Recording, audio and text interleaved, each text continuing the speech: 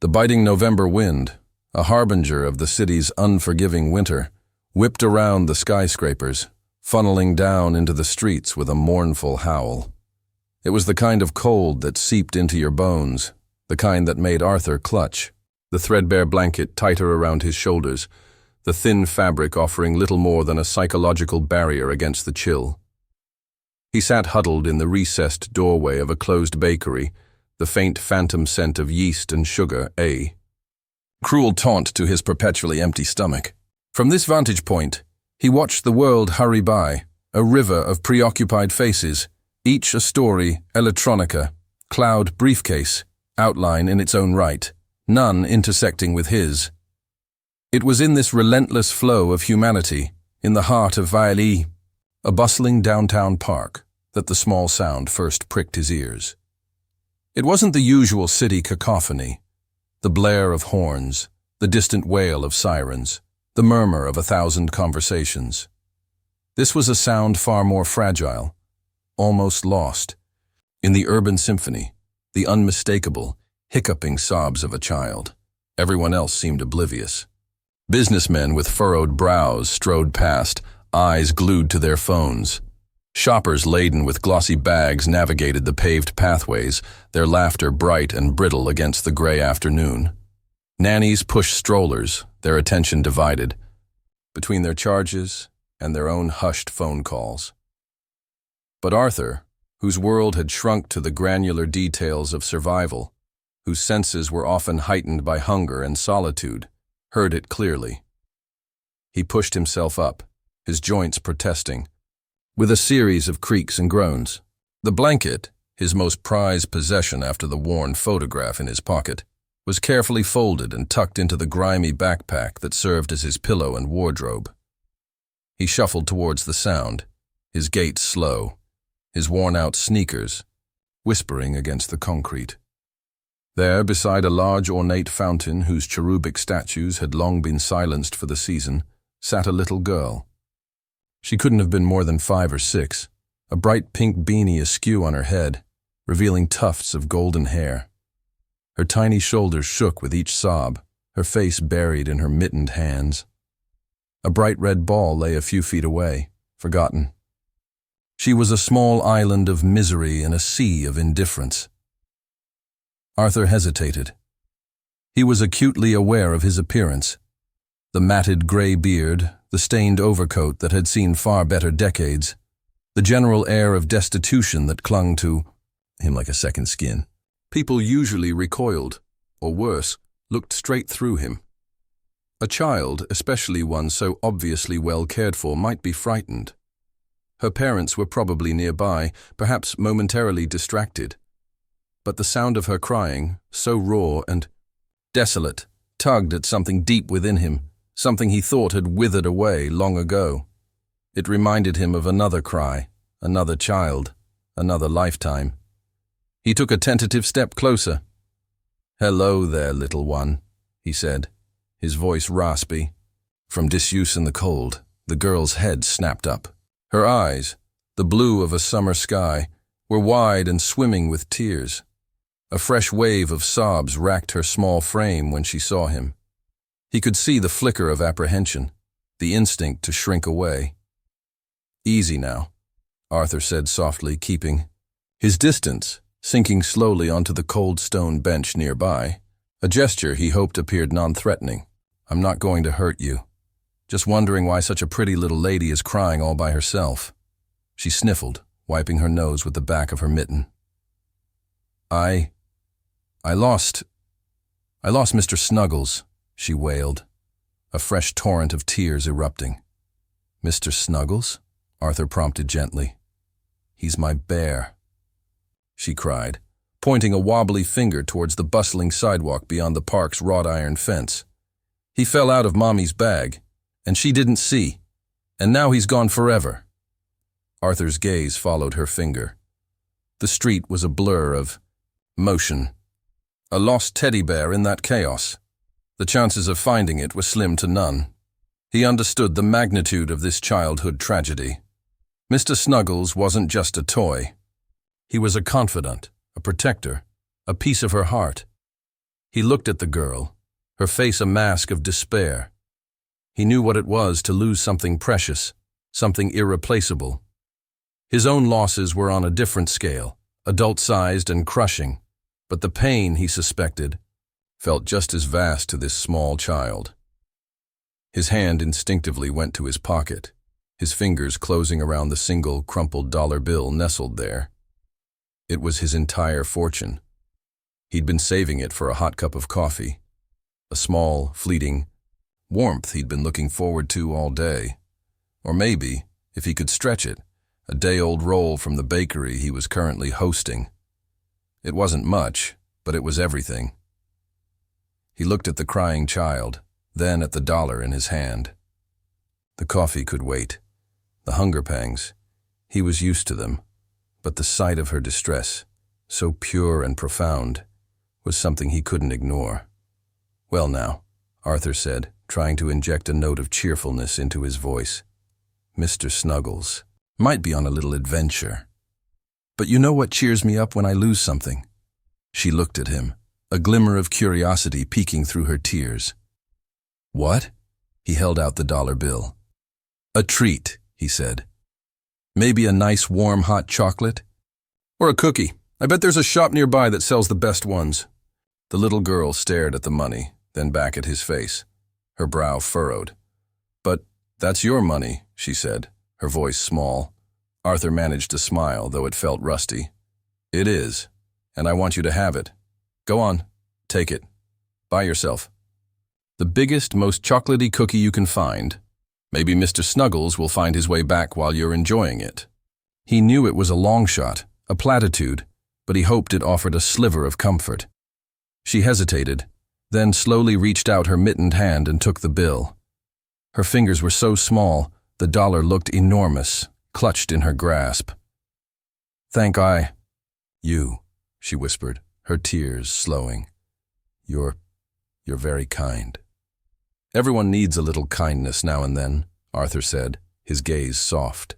He felt a pang, a strange mix of satisfaction and a renewed ache of his own emptiness. Giving away. His last dollar had left him with nothing, materially speaking, but the small, watery smile that was beginning to form on the girl's face felt like a fortune in itself.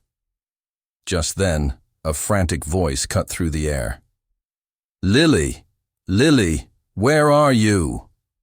A woman, elegantly dressed in a cashmere coat that probably cost more than Arthur had earned in a year even when he was working, rushed towards them. Her face was pale with panic, her eyes scanning the park wildly until they landed on Lily. Relief washed over her features, quickly followed by a frown as she took in Arthur's disheveled appearance next to her daughter. "Lily!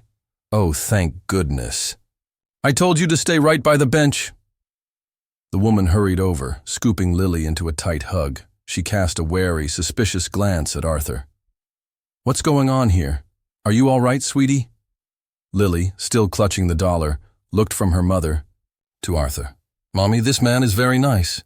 I was crying because I lost Mr. Snuggles, and he gave me his money to buy a cookie." The woman's eyes, a sharp, intelligent gray, narrowed slightly as she looked at Arthur, then at the dollar in Lily's hand. There was a flicker of something, unreadable in her expression, surprise perhaps, or skepticism. Arthur braced himself for the usual dismissal, the polite but firm request to leave her child alone, or worse, an accusation. He knew how this usually played out. People in her world didn't expect kindness from people in his. He did? She asked, her tone softening almost imperceptibly. She looked at Arthur again, a longer, more appraising look this time. The suspicion was still there, but it was mingled with a dawning curiosity. Arthur simply nodded, offering a small, almost apologetic smile. He didn't want to intrude on their reunion. He started to rise, intending to melt back into the anonymity of the city. "She was upset," he said quietly. "Just wanted to help." "Wait," the woman said, her voice losing its sharp edge. Lily was now chattering, explaining the tragedy of Mr. Snuggles and the kind man's gesture. The woman listened, her gaze fixed on Arthur. He could see the internal calculations, the reassessment.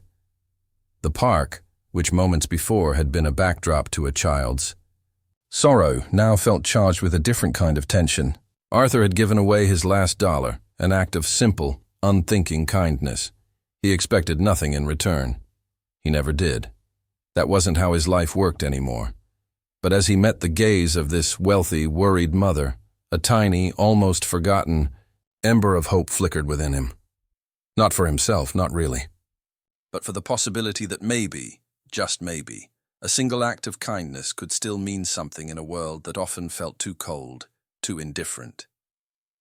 He had no idea, of course, just how significant this particular dollar, this particular encounter was about to become.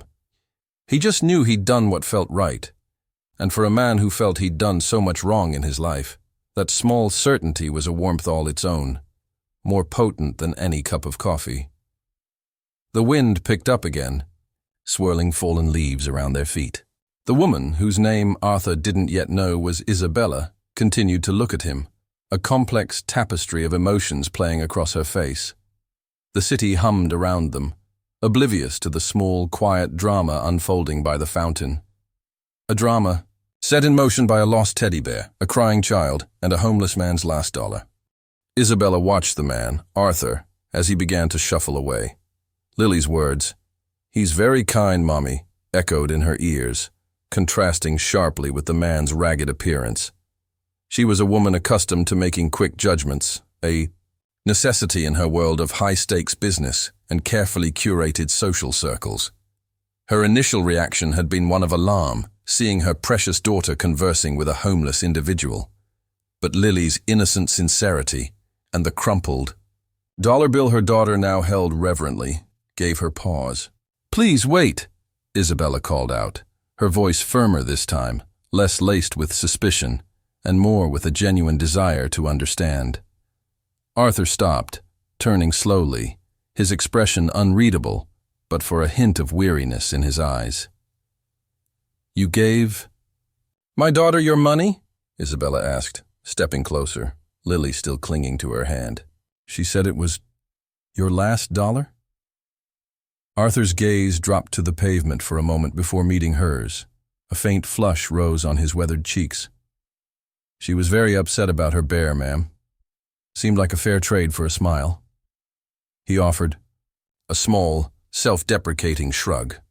"It wasn't much, but it was what I had." His simple honesty disarmed her. There was no guile in his eyes, no expectation. He had performed an act of pure, unadulterated kindness, expecting nothing in return.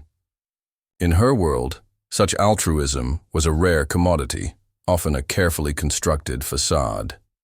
"Mr. Snuggles is very important to her," Isabella found herself explaining, a touch of softness entering her tone.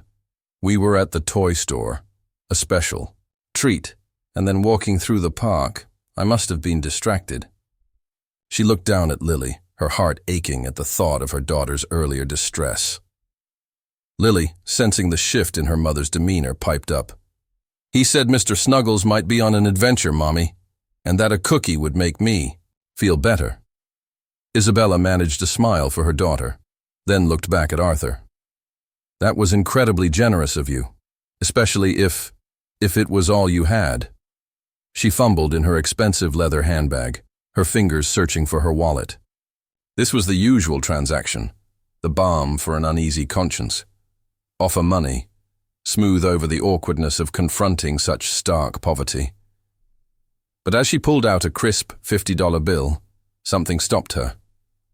Arthur wasn't looking at the money. His gaze was distant, fixed on some point beyond her shoulder, a flicker of old pain in his eyes. It was the look of a man who had once known comfort, perhaps even affluence, and had lost it. It was a look that spoke of a story far more complex than his current circumstances suggested. I can't accept that, ma'am," Arthur said quietly, his voice barely audible above the city din. "I gave the dollar to the little one, no strings attached." He paused, then added, But if you're heading towards the bakery on Elm Street, they have day-old rolls. 50 cents. Best deal in town. He even managed a faint wry smile. His refusal, his quiet dignity, struck Isabella more profoundly than his initial act of kindness. He wasn't looking for a handout.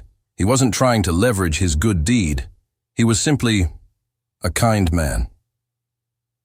"My name is Isabella," she said, extending her hand. It was an impulsive gesture, one that surprised even herself. People in her circle didn't typically shake hands with the homeless.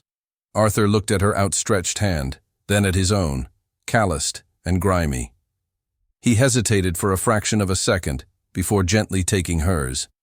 His grip was surprisingly firm, his hand rough but warm. "Arthur," he replied. "Arthur Jenkins." "Well, Arthur Jenkins," Isabella said, withdrawing her hand, "you've taught me a lesson today, and my daughter too." She looked at Lily. "What do we say to Mr. Jenkins, sweetie?" "Thank." "You, Mr. Jenkins," Lily chirped, beaming at him, the lost Mr. Snuggles momentarily forgotten in the glow of her cookie fund. "You're most welcome, little miss," Arthur said, his eyes crinkling at the corners. An awkward silence descended. Isabella still held the buy $50 bill. She felt a strange reluctance to simply walk away. There was more to this man, she sensed it. His speech, though hesitant, was articulate. His eyes, though clouded with hardship, held an intelligent light. "Arthur," she began, choosing her words carefully. "Lily mentioned you said Mr. Snuggles might be on an adventure. That's a very hopeful way to put it." He nodded. "Sometimes things that are lost find their way back," he said, his voice tinged with a wistful quality. "Or if they don't, we find a way to carry on. Children are resilient, more than we give them credit for." His words resonated with Isabella. She thought of her own life, the pressures she faced, the carefully constructed world she inhabited. Her father, a man whose name was synonymous with wealth and power, had always emphasized strength, resilience. But kindness, that was a currency, often undervalued in their relentless pursuit of success. Are you from around here, Arthur?" she asked, trying to keep the conversation going, to understand more about this enigmatic man. Arthur gestured vaguely. "Here and there. The city's a big place." He wasn't offering up his life story, and Isabella understood his reticence. Why should he trust her, a stranger from a world that had likely offered him little comfort? She remembered his mention of the bakery on Elm Street. An idea began to form. "Arthur," she said, "Lily and I were actually about to get a hot chocolate. It's cold out. Would you care to join us? My treat. We can talk about Mr. Snuggles' great adventure." Arthur looked surprised, genuinely taken aback. He glanced down at his clothes, then back at Isabella, a flicker of uncertainty in his eyes. "Ma'am, I don't think—" "Nonsense," Isabella said, with a warmth that was surprisingly genuine. "It's the least I can do. Besides," she added, a playful smile touching her lips, "Lily might need some expert advice on what kind of cookie provides the most comfort." Lily giggled, tugging on Arthur's sleeve. "Yes, please, Mr. Jenkins. You can help me choose." The combined assault of a determined mother and an eager child was too much for Arthur. A slow smile spread across his face, reaching his eyes, and for a moment, Isabella caught a glimpse of the man he might have been, or perhaps still was, beneath the layers of hardship. "Well," he conceded, "I do consider myself something of a connoisseur of baked goods. On a budget, of course." As they walked towards a small cafe Isabella knew nearby, a place that was cozy rather than ostentatiously expensive, she couldn't shake the feeling that this encounter was significant. It wasn't just about a lost teddy bear or a single dollar. It was about connection, about seeing beyond the surface, about the unexpected ways lives could intersect. Arthur, walking beside her and Lily, felt a warmth spreading through him that had nothing to do with the prospect of a hot drink. It was the warmth of human connection, a feeling he hadn't experienced in what felt like an eternity. He'd spent years navigating the city as an invisible man, a ghost in the bustling machinery of urban life. His past was a landscape of regret and loss. He'd been an architect once, with a thriving practice, a beautiful home, a loving wife, and a daughter whose laughter had been the soundtrack of his life. Then came the recession, a few bad investments, a desperate gamble to save. His firm that had backfired spectacularly. His business crumbled, his marriage strained under the financial pressure. And then, the ultimate blow, his wife and daughter, Sarah and Emily, killed in a car accident while he was out chasing a non-existent job lead. The grief and guilt had consumed him, sending him into a downward spiral that had eventually led him to the streets. He'd lost everything, including, he often felt, himself. The man who had once designed buildings that scraped the sky now sought shelter in their shadows. He rarely spoke of his past. The memories were too sharp, the pain too raw. But as he sat in the warm cafe, Lily chattering happily beside him as she meticulously examined a large chocolate chip cookie, and Isabella opposite him, her earlier suspicion replaced by a quiet, respectful curiosity, he felt a stirring of something unfamiliar, a desire to share, to be seen not as a nameless, faceless homeless man, but as Arthur Jenkins, a man who had loved and lost, a man who had once had dreams. Isabella, true to her word, didn't pry. She spoke of Lily, of her work at an art foundation her family supported, of the city's vibrant cultural scene. She listened more than she spoke, her intelligent eyes studying Arthur, sensing the depths beneath his weathered exterior. "You have a good eye for detail, Arthur," Isabella remarked when he made an astute observation about the cafe's architecture, a subtle nod to its Art Deco origins. A faint, wistful smile touched Arthur's lips. "I used to work with buildings," he said quietly, the admission costing him more than he let on. "A long time ago." Isabella didn't press for more. Instead, she steered the conversation towards lighter topics, ensuring Arthur felt comfortable, included. She saw the way Lily gravitated towards him, completely at ease, sharing her cookie and her 5-year-old philosophies on life with unreserved trust. Children, Isabella knew, had an uncanny ability to see the truth in people. As they prepared to leave, Isabella felt a renewed sense of obligation. But it was different now. It wasn't about assuaging guilt with a monetary offering. It was about recognizing a fellow human being's inherent worth. "Arthur," she said, as they stood outside the cafe, the late afternoon sun casting long shadows, "I meant what I said. You've given me a lot to think about today." She paused, then took a card from her wallet. "This is my personal number, and the address of the foundation I work with. We sometimes have projects, odd jobs.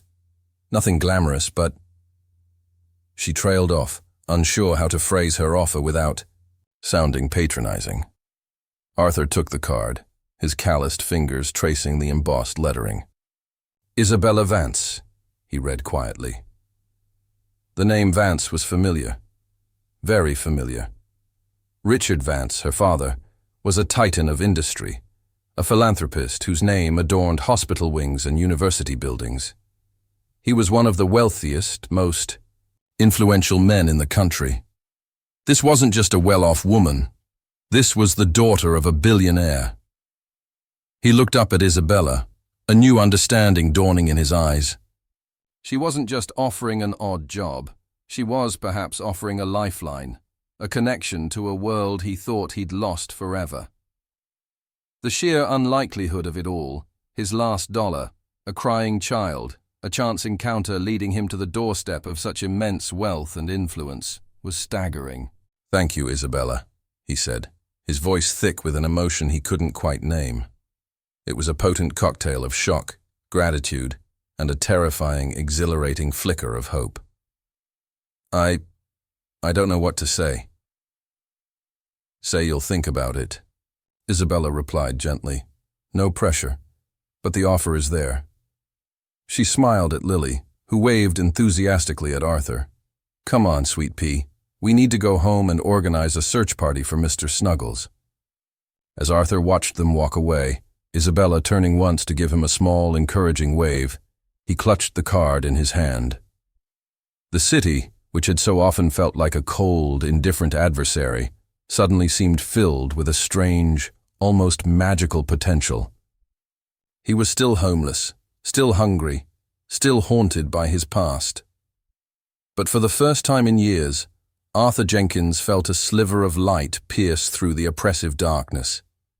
He had given away his last dollar, an act of simple compassion. And, in return, the universe, in its own inscrutable way, seemed to be offering him a chance to rebuild, to redeem, to perhaps finally find his way back. The path ahead was uncertain, daunting even, but the card in his hand felt like a map, a tentative first step on a journey he never thought he'd take again.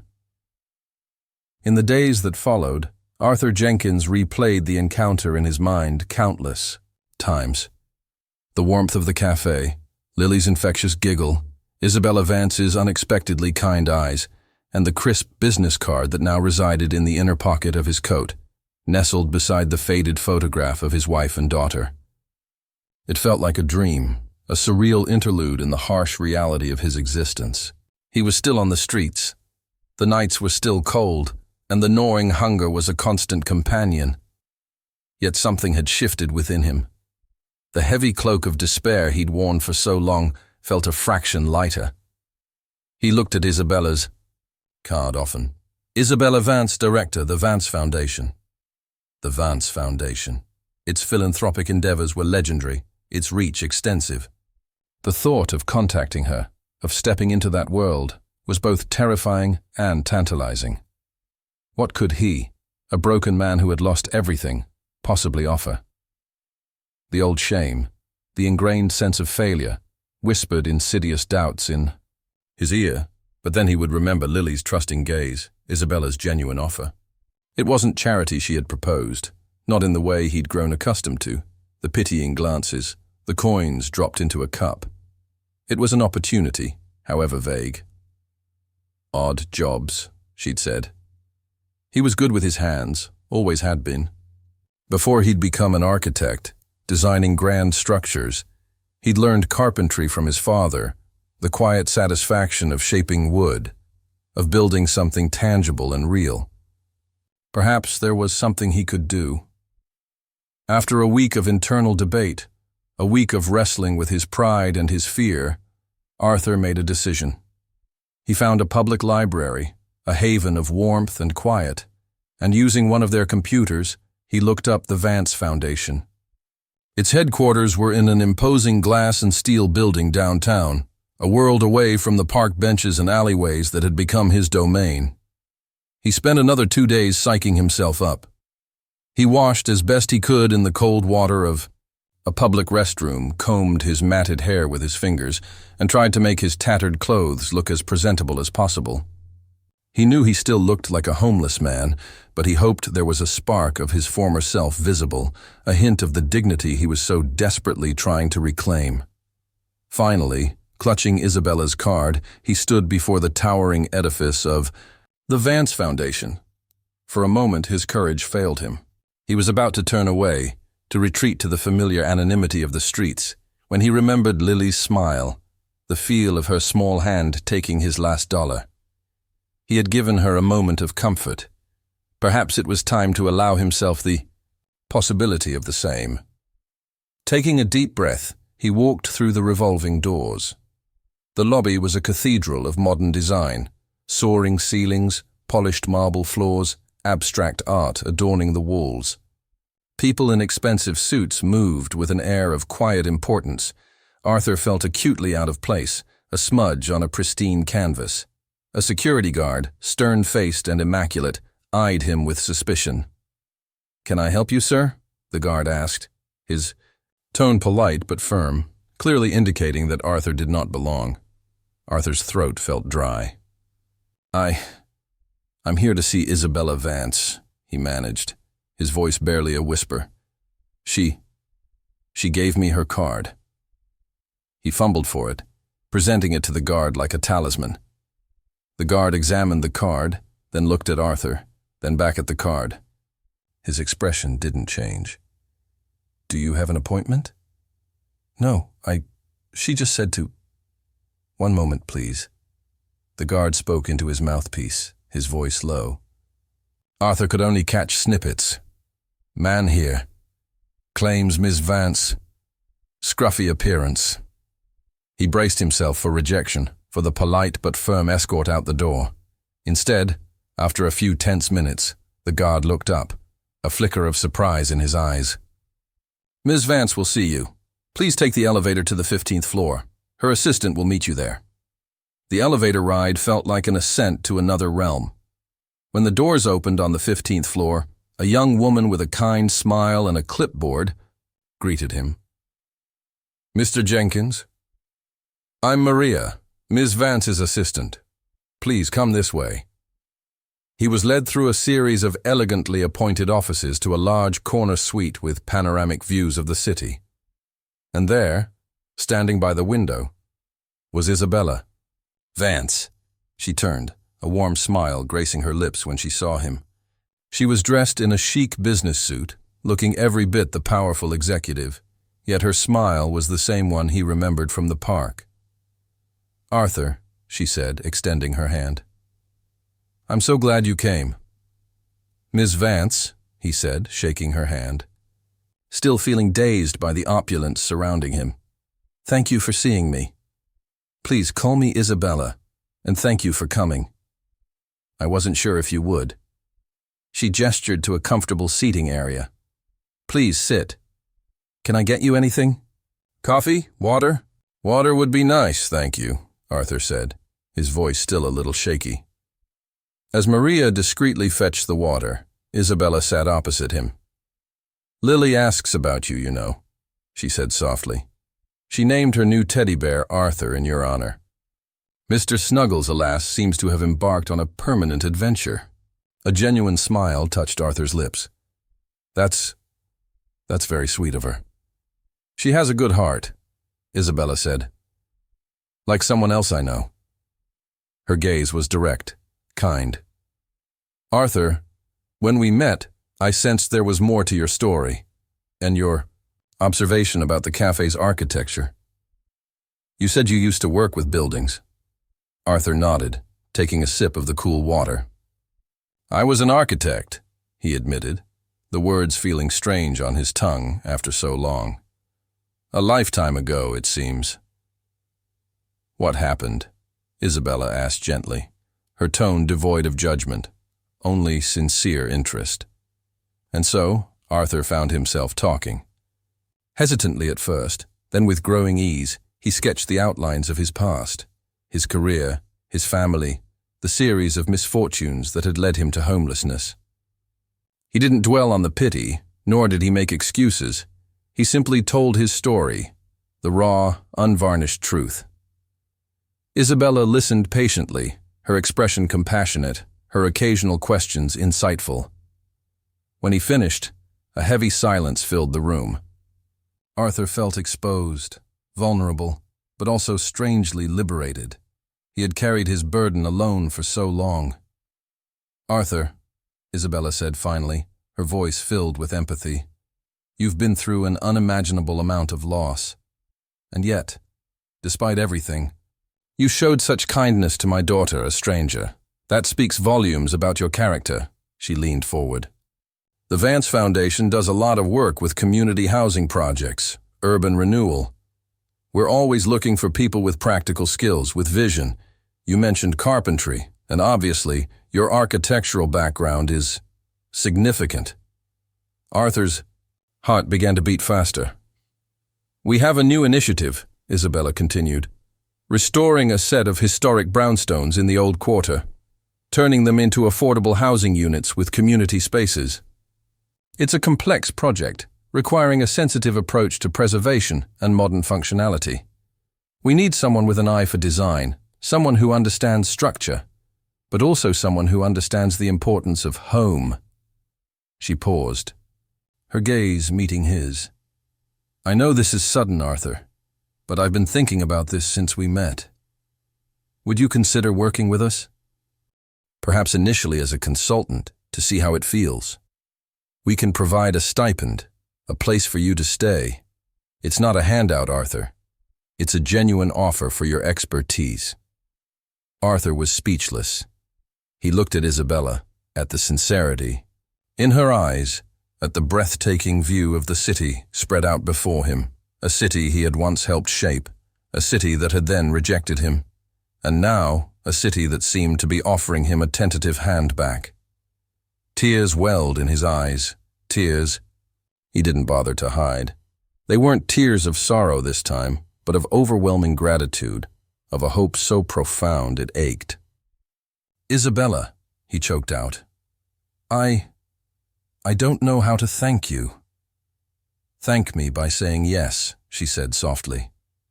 "Thank me by bringing your talent, your experience, and your heart to this project. Help us build homes, Arthur. Help us build hope." Looked at his calloused hands, hands that had once drawn blueprints, hands that had recently sifted through trash cans for scraps. He thought of the faded photograph of Sarah and Emily. He could almost hear their laughter, feel their encouragement. This wasn't just a job. It was a chance to honor their memory, to rebuild not just buildings, but his own shattered life. "Yes," Arthur said, his voice firm, clear, resonating with a conviction he hadn't felt in years. "Yes, Isabella. I would be honored." The transformation of Arthur Jenkins didn't happen overnight. It was a slow, painstaking process. Like the careful restoration of the old brownstones he now poured his heart and soul into. The Vance Foundation provided him with a small, clean apartment, simple clothes, and a steady stipend. More importantly, they gave him purpose. He started as a consultant, his insights into architectural design and practical construction proving invaluable. His past experience, once a source of pain, became his greatest asset. He understood the nuances of the old buildings, their hidden strengths, their forgotten beauty. He sketched new layouts, not on sophisticated CAD software, but with pencil and paper, his hand remembering its old familiar dance. His ideas were innovative yet respectful of the building's heritage. Isabella was a constant source of support, a mentor, and, unexpectedly, a friend. She saw the talent that lay dormant within him, the keen intellect, the resilient spirit. She never treated him with pity, only with respect. She included him in meetings, valued his opinions, and celebrated his small victories. There were challenges, of course. Years of street life had taken their toll, physically and emotionally. There were days when the ghosts of his past haunted him, when the weight of his losses felt unbearable. But now he had a reason to get up in the morning, a reason to fight back against the darkness. He had a team that respected him, a project that inspired him. Lily was a frequent visitor to the foundation, and sometimes to the restoration sites, from a safe distance, of course. She would seek out Mr. Jenkins, her eyes wide with admiration, as he explained the big puzzles he was solving. Their bond, forged over a lost teddy bear and a single dollar, remained a source of quiet joy for Arthur. She was a reminder of the simple, uncalculated kindness that had set this incredible journey in motion. Months turned into a year. The first set of brownstones was nearing completion. They were beautiful, a testament to careful craftsmanship and thoughtful design. They weren't just buildings. They were homes, filled with light and hope, ready to welcome families who needed a fresh start. Arthur, now clean-shaven, his gray hair neatly trimmed, his eyes clear and bright, stood beside Isabella at the pre-opening tour. He wore a new suit, a gift from Isabella, but it was the quiet confidence he wore that was most striking. "You did this, Arthur," Isabella said, her voice filled with pride as they looked at a sun-drenched community kitchen he had designed. "Your vision made this possible." Arthur shook his head. "We did this, Isabella. You gave me a chance when no one else would." Later that week at the official opening ceremony, Arthur was asked to say a few words. He stood at the podium, looking out at the crowd, city officials, community members, future residents, and in the front row, Isabella and Lily beaming at him. He spoke not of his own struggles, but of the power of community, of second chances, of the importance of having a place to call home. "Every brick laid here," he said, his voice steady, "every window pane polished, is a testament to hope. It's a reminder that even when things seem lost, there is always potential for rebuilding, for renewal." After the ceremony, as Arthur was mingling, a familiar figure approached him. It was Mr. Henderson, his former business partner, the man who had turned his back on Arthur when his firm had first hit hard times. Henderson looked older, more careworn, his expensive suit doing little to hide the unease in his eyes. "Arthur," Henderson said, his voice hesitant, I hardly recognized you. I read about this project. It's remarkable." Arthur met his gaze. No anger, no resentment, only a quiet sense of peace. "Thank you, Charles. It's good to see you. I heard what happened to you after everything," Henderson stammered, clearly uncomfortable. "I'm sorry, Arthur. I truly am." "The past is the past, Charles," Arthur said gently. "We all make choices. The important thing is what we do now." He gestured around at the newly renovated building, at the happy faces of its future occupants. "This is what I do now." Henderson nodded, humbled. "You always were the talent, Arthur. I'm glad. I'm glad you found your way back." As Henderson walked away, Arthur felt a sense of closure. He had not sought revenge or validation, but life, in its own way, had brought him full circle. A few weeks later, Arthur found himself back in the park, near the ornate fountain. It was a mild spring day, and the air was filled with the scent of blossoms. He saw a young mother struggling with a stroller and a crying toddler who had dropped his ice cream. Without a second thought, Arthur approached them, his smile warm and reassuring. He knelt, spoke softly to the child, and then, reaching into his wallet, pulled out a few dollars. "Go on," he said to the mother. "Get him another one.